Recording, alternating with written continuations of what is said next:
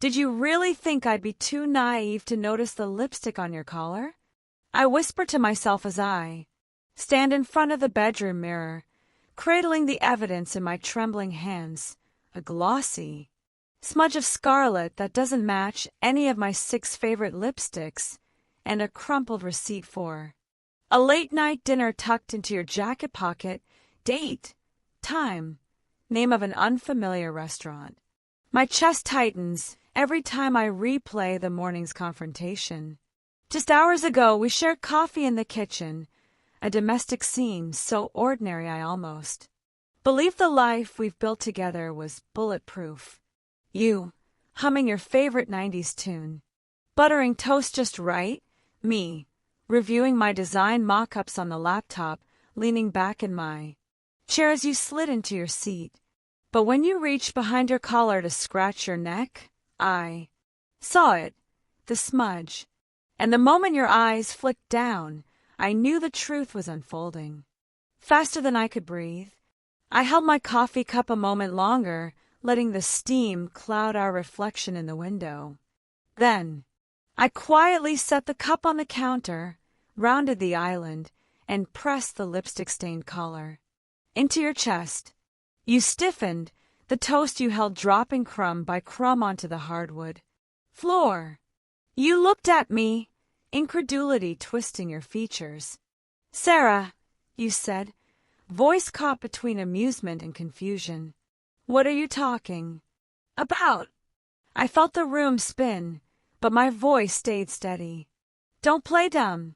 This," I shook the collar, "between us, isn't mine." Your lip curled defensively.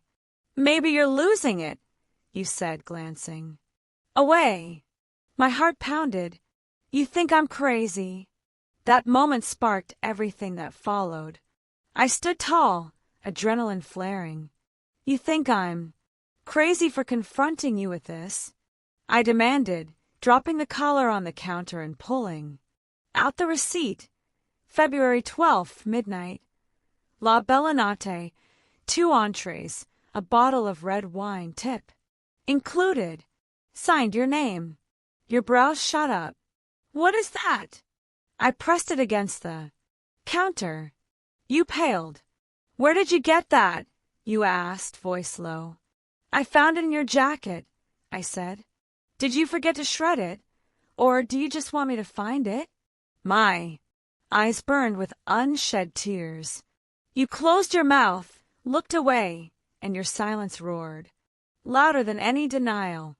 "I'm Sarah, wife, graphic designer, planner of weekend getaways, and I never imagined I'd be the kind of woman pacing our living room at 2 a.m, interrogating my husband like a detective. Yet here I am, evidence in hand, pacing between the couch and the coffee table, mind spinning with every possible way this could go wrong. But I refuse to be gaslit.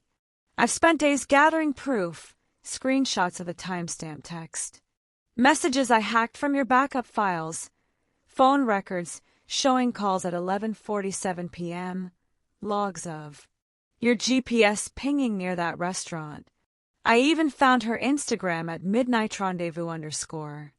You both liked the same photo of an Eiffel Tower keychain last week. And there's another clue, a lipstick tube in your gym bag that matches the stain exactly. Rojo Romance by Estee Lauder. My intuition screamed when I saw you at the gym yesterday, brushing your neck as if you felt her kiss lingering. I'm not naive and I'm not blind. I have proof, and soon I'll have answers. I texted you earlier. "Today, we need to talk tonight. Don't come home late." You replied with a curt okay, and I felt a flicker of triumph. Finally, a moment to confront the man I married, the man I trusted.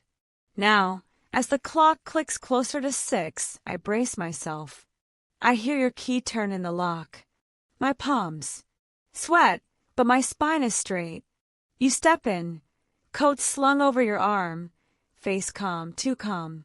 You meet my gaze, and I see the flicker of guilt before you mask it with a tired smile. Sarah, you say quietly, dropping the coat. What's going on? I move to the table, spreading the evidence like case files. I confronted you this morning, I say, voice unwavering. But you dismissed it. Now I have proof. You glance down, receipt, caller. Screenshot on my phone, your eyes widen. These texts, I continue tapping the screen. Can't stop thinking about you. At midnight. I wish you were here. At 1:03 a.m. Care to. Explain. Your jaw works. Fine, you inhale. You're right. This isn't easy. You step toward me, hands raised in surrender. My heart races, torn between rage and desperation to hear your truth. I've been seeing someone, you admit. It started 6 months ago. I never meant for it to go this far. I blink, world tilting. Someone. You're saying you've been sleeping with someone else for half a year. My voice cracks. Tears blur my vision. You nod, eyes filled with shame. She was special. I thought it would stop, but it didn't. Why? I whisper. Why her and not me? My voice echoes in the hush of our living room. You look away, unable to meet my gaze. Everything with you felt too perfect, predictable. She was exciting. You close your eyes, expression pained. I'm so sorry. Sorry. That word stings less than any weapons I imagined. I shake my head, fury rising. You're sorry. Sorry for what? Getting caught? I feel tears fall. I'm sorry too, I say, voice quiet. Sorry. I trusted you. Your shoulders slump. I know I've hurt you and I deserve that. But I love you, Sarah. I never stopped loving you. I swallow, torn between wanting revenge and wanting answers. I have proof, I say, voice firmer. Proof you can't deny. We need to decide now what happens next. I watch your face, scanning for honesty, for regret, for any sign of the man I married. You nod, tears shining. I want to fix this. I'll end it with her. I'll do anything. I pause, heart pounding. Anything. I whisper. Anything to prove you mean it. You step forward, desperation in your eyes. Yes. I let the silence stretch, a charged moment hanging between us. In the stillness, I realize this is the crossroads of our marriage. One path leads to healing, but only if you choose transparency, remorse, and real change. The other leads to heartbreak, to the end of promises we once whispered in the dark. I draw a slow breath. Tomorrow, I say, we go to counseling. I want to see her contact disappear. I want full access to your messages, your schedule, no secrets. And I need time to rebuild trust. You nod, relief and regret mingling on your face. I agree. Anything to keep you. I close my eyes, letting the gravity of our new reality settle. The evidence still lies on the table, mute witnesses to betrayal. But for the first time today, I feel a flicker of hope, the hope. That truth, however painful, might stitch our fractured bond back together.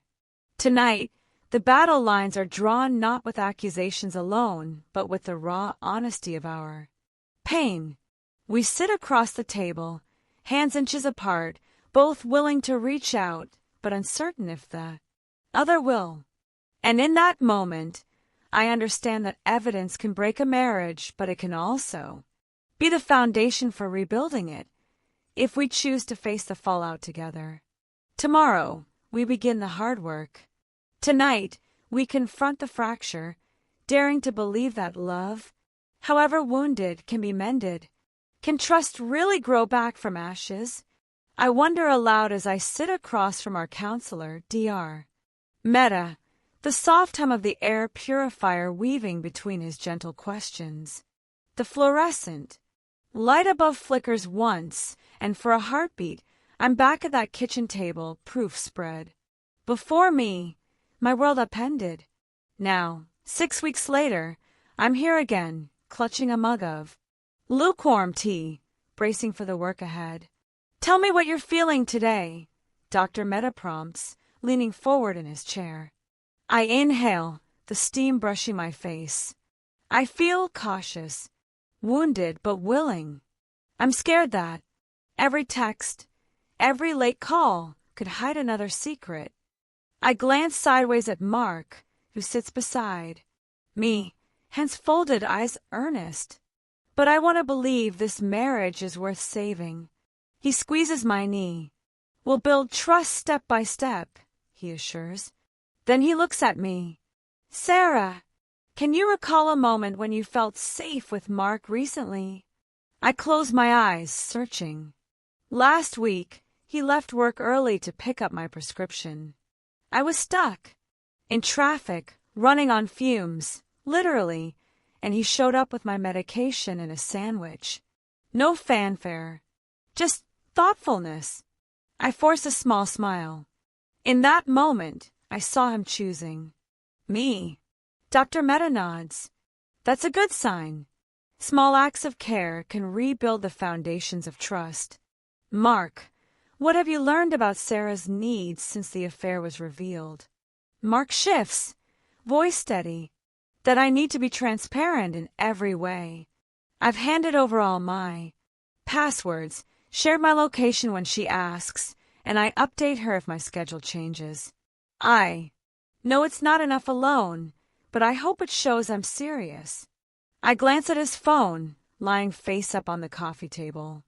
I still feel a flicker of anxiety when I see it, but instead of seething suspicion, I feel gratitude for his willingness. It helps, I admit. Even when I see a text pop up, I check it instead of panicking. That's progress. Dr. Mehta smiles. Progress indeed.